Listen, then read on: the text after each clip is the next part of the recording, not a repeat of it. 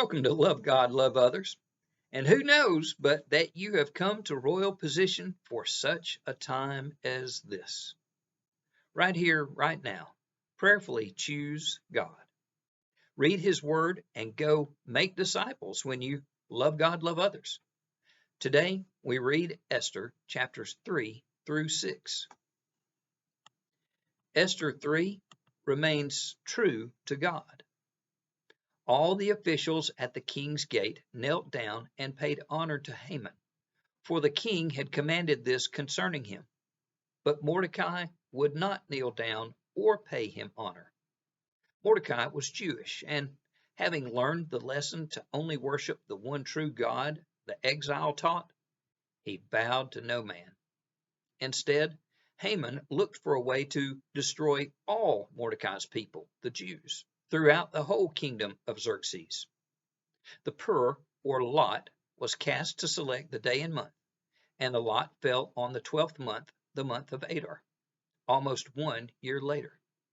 Dispatches were sent by couriers to all the king's provinces with the order to destroy, kill, and annihilate, as if the first two weren't enough, all the Jews, young and old, women and little children, on a single day, the 13th. This was to be issued as law in each province, which made it unrepealable. Question: do I remain true to God? Esther 4 trusts God. And who knows but you have come to royal position for such a time as this. God is at work in us, but we must do our part. For if you remain silent at this time, relief and deliverance for the Jews will arise from another place, but you and your father's family will perish. Mordecai believed Esther was there for God's purpose, and Esther chose God. Go, gather together all the Jews who are in Susa and fast for me. Do not eat or drink for 3 days, night or day. I and my maids will fast as you do. When this is done, I will go to the king, even though it is against the law, and if I perish, I perish.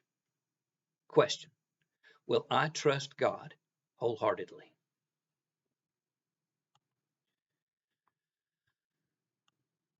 Esther 5 depends on God.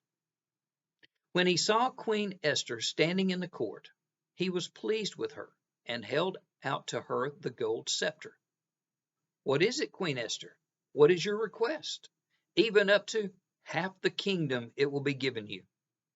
The king and Haman were to come back for another banquet the next day to hear the request. Haman was happy about this, but he was once again filled with rage due to Mordecai. Power, fortune, and glory just weren't enough, so Haman planned to hang Mordecai. Question: is God's provision enough for me? Esther 6 honors God's faithful. So Haman got the robe and the horse.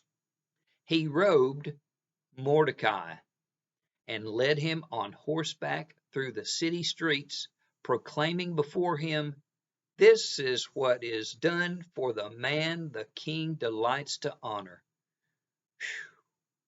Haman had pridefully thought, "Who is there that the king would rather honor than me?" But the king had been sleeplessly read to that night.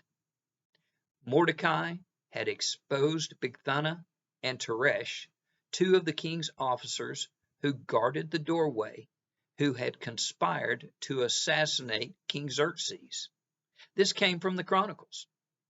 Haman humbly led Mordecai, for God honored Mordecai. However, Haman was coming to his own end. Question: have I honored God before myself? Remain true to God. Trust Him wholeheartedly. He is enough, for everything good comes from God. Selflessly love God, love others. Everything else is the opportunity to do these two. Until next time.